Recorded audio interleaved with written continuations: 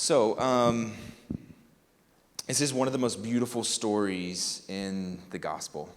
Let's dive in. There is one of the things that we're going to see in this story is that the light of this woman gives this incredible light, and almost like our opening illustration, there's this, like, you're drawn to it. This woman has this incredible light, and part of the reason that it is so incredible is because of the darkness that surrounds it. There is something happening in this home that is different than the darkness that is happening outside of it. So as we go into this scene, we see that there has been this growing resistance to Jesus. Now, if you've been listening throughout the book of Mark, you've kind of caught on to it. It began with questions and then accusations, and now it's gotten to the point where it has fully manifested itself in a plot to kill Jesus. And the arrival of the Passover brings a sense of urgency. That the Passover is coming, and because the Passover is coming, that means that people are about to flood the streets of Jerusalem. There's going to be people from all over that are going to come, and there's some kind of fear in the religious leaders that are looking to kill Jesus and to arrest him, that they think, well, we need to do this quickly. And so the word that they use is stealth, which I love that the Bible has that word in it. That there's this stealth that they're like thinking, all right, how are we going to do this swiftly? How are we going to do this quickly? But one of the things that you see, if that's at the front end, one of the things that you see at the back end of our passage in verse 10 is that it says this. It says, then Judas Iscariot, who was one of the 12, went to the chief priests in order to betray him to them. And if you've been following in our passage and all throughout Mark, you're just like, no. You know, I mean, you've seen Jesus invest in these 12 all throughout the story. And I know that maybe you're familiar with and you understand what Judas has done, but if you were to read it for the first time just with fresh eyes, there's a sense that you're just like, Judas, why? Like, why would you do this? And there's grief for Jesus because you know what this means, but there's also kind of grief for Judas because you realize he's completely sold out the one person that came to save him. And that's where Judas's heart is, that he's given in to his own desires and he's embraced the darkness. But in the middle of our passage, from one of the most unlikely of sources and one of the most unlikely of places, light. So the first thing that we'll see is that wholehearted devotion to Jesus causes radical worship. Wholehearted devotion to Jesus causes in us radical worship. So verse 13 says, and while he was at Bethany in a house of Simon the leper, as he was reclining at the table, a woman came with an alabaster flask of ointment of pure nard, very costly. And she broke the flask and poured it over his head. So this story is recorded in Matthew 26. It's also recorded in John 12. Mark, in his normal fashion, tells us very little about the characters. He doesn't tell us the name of the woman, whereas you look to John and you're going to find a name of the woman. Matthew also doesn't tell us the name of the woman. Mark doesn't tell us the story behind Simon the leper. It's not the leper that Jesus healed in Galilee. This is a different leper. But the idea is that if they're in his house, then of course at some point he was healed. Because otherwise they wouldn't be in his house. So there's these stories that we're just kind of like discovering along the way that Jesus has done far more even than is recorded and that we know about. But he's in this room and he's reclining at the table. There's something about reclining at a table. I don't know that I've ever fully reclined at the table the way that they would have. But I was in Doug's home recently, their new house, and there's something about sitting with friends that you're like, this is a place that you just feel, with food on the table, that you just feel comfortable. It's like, there's something about food that it's something we all do multiple times a day, and then when you get the opportunity to be with friends, there's just something unique about that conversation. And so he's sitting at a table, and a woman enters. Now, for us, I don't know that we think a whole lot of that, but I think in that culture and in that time, women weren't given the honor and the dignity that they have and were rightfully deserved. But in that moment, it would have been against Jewish custom for a woman to even enter the room where there's a conversation like this going on. So already, something's different in this scene. What you see is Mark continues to show how Jesus, even this despite the cultural custom, he embraced the outcasts. This woman was treated in a completely different way in this culture, but one of the things that you see all throughout the story of Mark is that Jesus and Mark continue to put the outcasts, and specifically women, at the forefront of their story. So a woman is healed in the beginning of the book because as Jesus was navigating a crowd, Jesus heals a woman. There's a Gentile woman whose daughter had a demon that was cast out of her because of another woman's faith. Even in the temple, in the last scene that we are in, Jesus points to the faith of a woman where she placed her last, the widow's mite, where she placed her last, what she had in the offering, because that is what true worship looks like. And at the end of this story, you're going to see the last people that the one that sees the empty tomb and the one that ultimately testifies about the risen Christ is a woman. That they're constantly pushing women at the center of this story, and it's changing the way that everyone else has interacted with who this Jesus is. Jesus is reshaping the culture that he's in. So she enters the room and she brings an alabaster flask. This is what I have. This is what Circle Thrift had. I don't have an alabaster flask. So an alabaster flask would have been smaller than this. It would have been kind of like a white and semi-translucent, like smooth stone, and it would have been sealed at the top. But it would have had a long neck like this. And in general, it would have been held to hold various things, but one of the things specifically that you would have seen is it would have held oil. And I don't know. I know this in my life, that oil is expensive. And the reason that I know that is because my wife feels like oil has a cure to all things. Essential oils. They're essential. It's crazy. Holistic. See, Albert gets it. And all ailments. I feel like if my stomach is hurting, she is placing oil in my tea. If the house needs to smell good, she's placed that same oil in that. And if we need to clean the floor, it's the same thing. And I'm just like, what is this? Is like magical potion. But it's everywhere, and it's expensive. And I think one of the things that you see from the commentators, specifically here, is that this oil would have been extremely expensive. It probably came from a region around India, and it would have been difficult to get it there. And for that reason, you have this really expensive piece. And I don't know that I want to get into all that much about all the different controversies around the kind of oil that she had, but it costs a lot. At one point, we're told that it could have been sold for 300 denarii, which a denarii was a day's wage. And so 300 would have been a year's wage. And if we're reminded, if we just sit back and think about this was a woman. And so the idea that she would even have an occupation where she could acquire that kind of an object was something that was it was rare. And so in all likelihood, this was something that was given to her as a family heirloom. This was something that was extremely precious to her. And so what she does is she takes this flask and she breaks the top, because it's the only way that you could open it, because they were sealed in order to keep the oil. And so she breaks the top, and as Jesus is reclining at the table, she puts it on his head and she anoints him. And John, which I love, when he records this, he says the house was filled with the fragrance of the perfume. I don't know if you've ever been anywhere like that, or you have. Essential oil, this is a perfect example, but you have where this fragrance just begins to overtake the room. And everyone is aware that there's something that smells beautiful in the room. And so this fragrance fills the room, and we're reminded, as if somehow we've forgotten, that Jesus, and this woman is the only one in this moment that sees it, but Jesus is indeed the Messiah, which means the anointed one. That is who he is.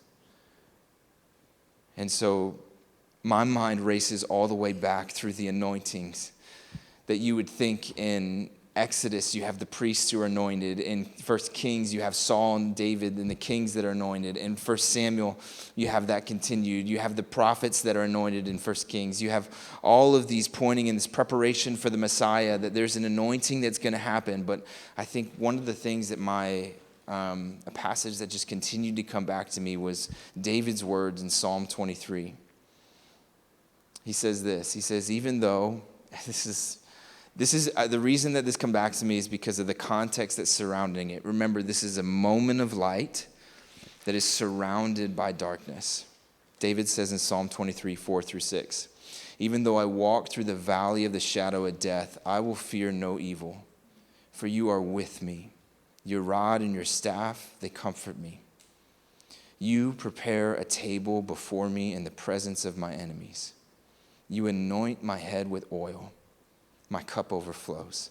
Surely goodness and mercy shall follow me all the days of my life, and I shall dwell in the house of the Lord forever. Part of you just wonders, like, what is Jesus thinking in that moment? You know, this woman has this radical display of worship, and the cost is truly significant. Again, it would have been rare for someone to even have an object, for a woman to have an object of that value. So while we think it's a generous offering, I think for her it's important to note that it was everything to her. Alistair Begg says it this way. He says, it is as if she was pouring out her future and her present on the head of Christ. Her future because it was her security, and her present because of the social risks that she had taken in order to do it. She walks in that room and she's giving up everything she has.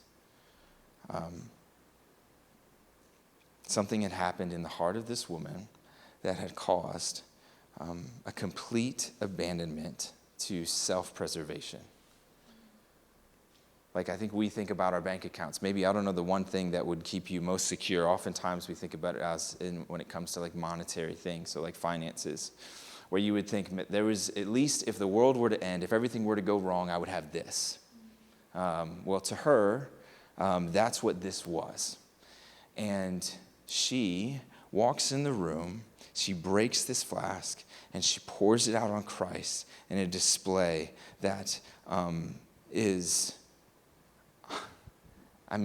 like nothing we've seen throughout the gospel. That someone would display this kind of faith towards Christ. That someone would display this kind of honor towards Christ. That someone would display this kind of love towards Christ. And ultimately, I know for us, we think about the cost, but ultimately, this is not about the cost for her. The way that I've been thinking about it is that what I realize about this woman, and what I want you to see, is that if she would have had 10 bottles, she would have broken them all. The cost is not what was most significant. It was not about the cost of the bottle. It was about what the woman treasured. Something had happened in her heart, and what she treasured changed. And I think the beauty of it is a wholehearted devotion to Christ. It brings about a radical worship in us. So the beauty of it is that she's not asking for anything in return. Like, I think that's so natural for us to filter our worship through the lens of what has God done for me before and what can he do for me next. And we have prayers that are, Lord, how can you make me a better person than I was yesterday? And what can you provide for me tomorrow? And I think God hears those prayers. But I'm telling you, as this woman walked in that room, she wasn't asking what Jesus would do for her next. Like, she just wanted to worship. All she wanted was Christ. There was no, what can I get from this? It was a genuine act of worship, and it just overwhelmed the room. And it caused this beautiful light that for some exposed, and for some was the most beautiful thing they'd seen. I think we're very calculated oftentimes when we consider the way that we worship, that we give enough and then we preserve our life. But I think what this woman displays is radical worship, is realizing that Christ is our greatest treasure and abandoning all to get more of him. That is what worship is. And that's not a secret. I mean, Jesus has said that plainly for his disciples. And he's been saying this multiple times. We saw it at the beginning of Mark chapter 8, is about what does it mean to be my disciples. And in Mark 8:35, he finally says, for whoever would save his life will lose it, but whoever loses his life for my sake will save it. He's saying this is going to cost you everything, but you will lose nothing. The next thing that we see is that this does something in the room. So radical worship will be resisted by some. Radical worship will be resisted by others. Let's keep reading. Verse 4 and 5. It says, there were some who said to themselves indignantly, why was the ointment wasted like that? For this ointment could have been sold for more than 300 denarii and given to the poor, and they scolded her. So the disciples try to take the high road. It's a card that they play. And I think they express concern for the poor, and which is a legitimate expression. And it was a legitimate expression with the wrong motivation. John gives us a little bit more. John chapter 12, he calls out Judas. And he says, Judas was one of the ones that led this indignation. And he said, this is not because he cared about the poor, but because he was a thief. And having charge of the money bag, he used it to help himself to what was put in it. But Jesus honors the question either way, and he responds to him. And he says, you will always have the poor with you, and whenever you want, you can do for them. You can do good for them, but you will not always have me. Jesus is not saying that the poor do not matter. Actually, he's saying the opposite. He's calling out that you will always have the poor. The poor are present. And actually, he says, you will do good for them. You should do good for them. But this woman understands something that you are missing in this moment, which is Jesus had ministered to the poor more than anybody else throughout his ministry. That's what made his ministry so radical, was that he went to the people that were oppressed. He went to the people that were in need. He's constantly ministering to the poor. And so that's why he came. But at the same time, this woman is displaying this radical moment of worship. And what she sees is what the poor had begun to see as well, which is what they need is not more monetary wealth. What they need is Christ. And what this woman realized is that Christ was the most to be treasured. And so she becomes poor. Like there's this radical shift where she gives up everything she has, and yet she gives up nothing at all. That she treasures Christ in this moment, and there is this shift that happens. But that is not what's happening in all of their hearts. Something happens also in the hearts of the disciples. So the disciples accuse her, they criticize her. They accuse her of being reckless, radical, that it's misplaced. I think there's something about light that for some it's attractive, and for some it exposes. And I don't think you have to look very far to see this in our church. Potentially in our church, in the church.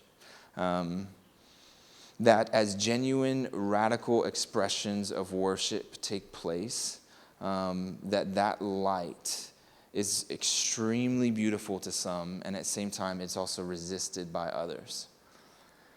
So what I thought about was what happened at Asbury in early February this year.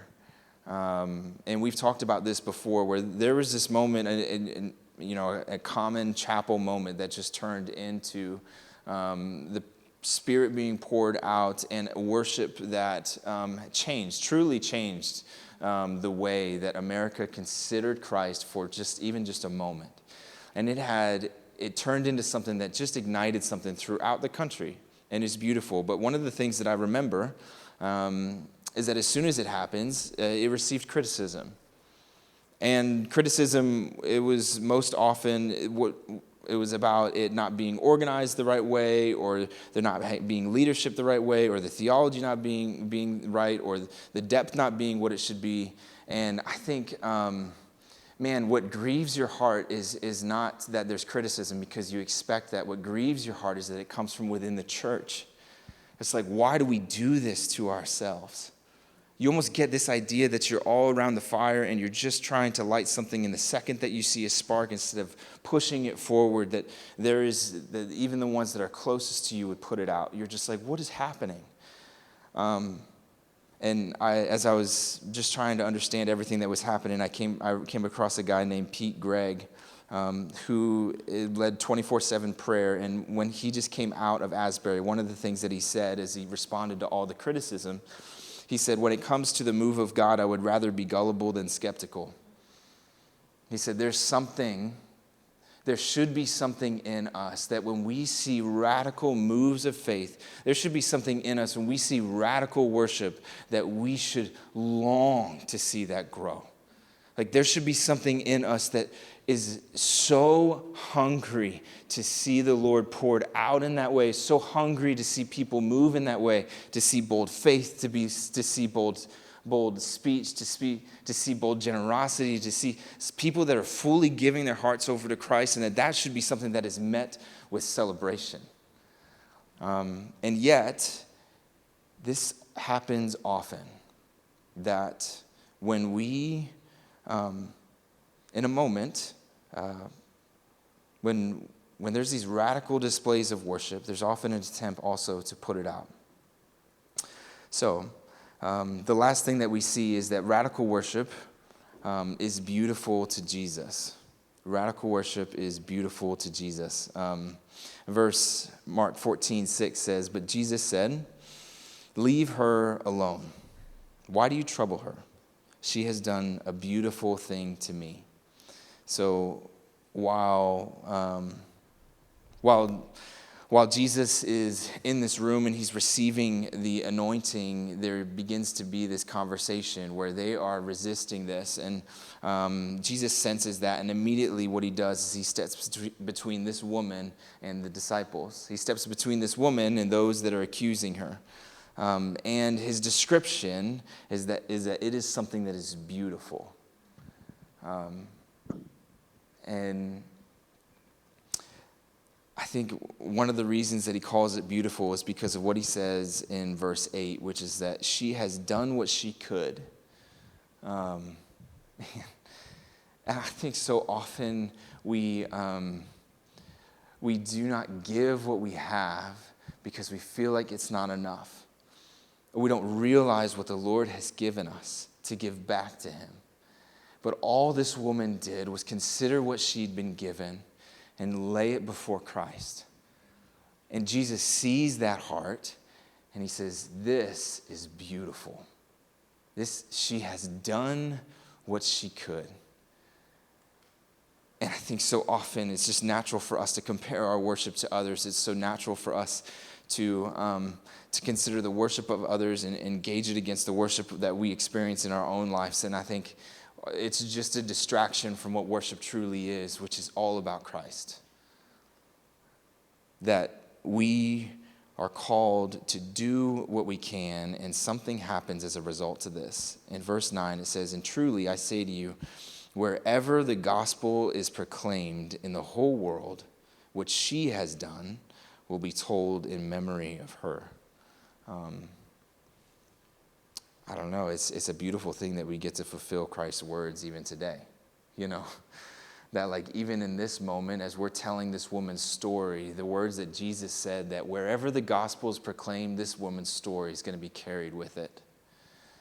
And I think the reason that it's carried with it is because of the simple gesture and the pure worship that it was. And so I think I wanted to give some space at the end of our service today. As Sean comes up, I think what we have to consider as we look at this scene is, who are you in this moment? There are certainly critics. They're critics in this scene. Is there something that happens in your heart when you see the worship of others that begins to feel some kind of sense of either frustration, criticism, questioning? Or is there something that happens in your heart that you long to be able to do the same? And I think as I was holding this week, and it just kind of like sat on my desk all week, I was just like, it feels like we all have this. Like we all have one of these. It may look different, you know? Like there may be some that have 2 of these, 3 bottles, 4 bottles. I don't know. This woman had 1 bottle. It was an expensive bottle. But we all have something. And all that Jesus asks is that we would do what we could. That's all that he asks. The question that we have to consider is, are you willing to break it? Because ultimately what this comes down to is, it's not cost. What this comes down to is, what do you treasure? Like, what do you treasure the most? And so often, we spend our entire lives standing there holding that bottle. Like, I thought about, like, maybe things we're not supposed to think about, but I'm like, this is real life. Like, this really happened with this woman. She went, and at some point in her heart, she said, I'm getting the bottle, right? Like, at some point, she's like, this just feels like the most natural thing for me to do, and she gets the bottle, and there has to be this consideration of, like, if I break this, there's no going back. And when you break this, that this would be something that, man, this impacts the rest of her life. And you wonder, did she wait or did she not even hesitate? I don't know. I don't know if she grabbed the bottle and she just didn't had a second thought, where she was just like, I want to display a love and a worship towards Christ, and this is all I have. And there's something in us that just, the reason that we don't do it is because we're nervous about what others will say. Like, what will happen, you know?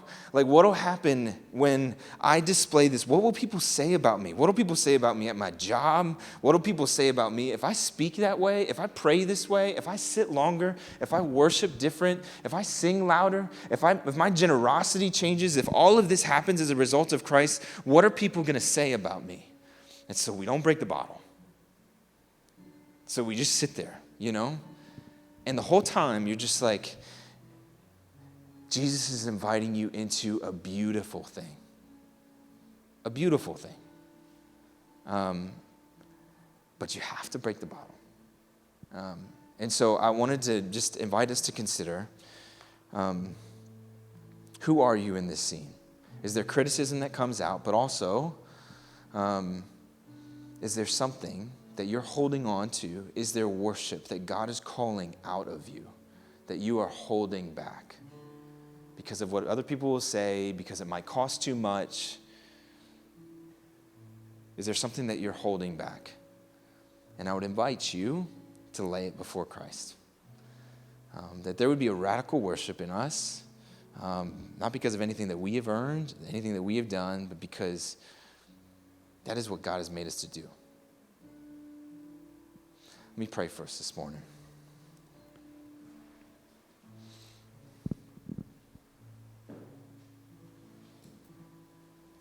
Lord, you've truly made us for worship. And I just feel like so often, Lord, we give our hearts over to things that are not meant to hold it. We're often let down because we put our trust and our security in things that were not designed to hold it. And yet, Lord, you call us. Lord, over and over again, you call us to place our faith and our trust in you. And that when that happens, Lord, when there's a wholehearted devotion to you, that there would be a radical worship that comes out of us that would care very little about what the world would say, but we would be fully devoted to treasuring you. And we would hear your words said to this woman, said again to those who are fully yours. It is a beautiful thing. So, Lord, I pray over our hearts and our hands right now. Lord, if there's anything that we are holding on to, Lord, that we would let it go. If it's time to just let go of anything that is keeping us from worship, Lord. I pray that we would do that in this moment. Lord, if you're calling us to a deeper, radical, different, and the world may perceive reckless worship, Lord, I pray that you would bring that out in us. Give us that courage. Thank you for the story of this woman. Thank you for what she's done. I just think the investment that she has sown in that moment, while it may seem like the world to be a lot, it is proving to be fruitful even now. Thank you for her obedience. Well, we love you. In your name, amen.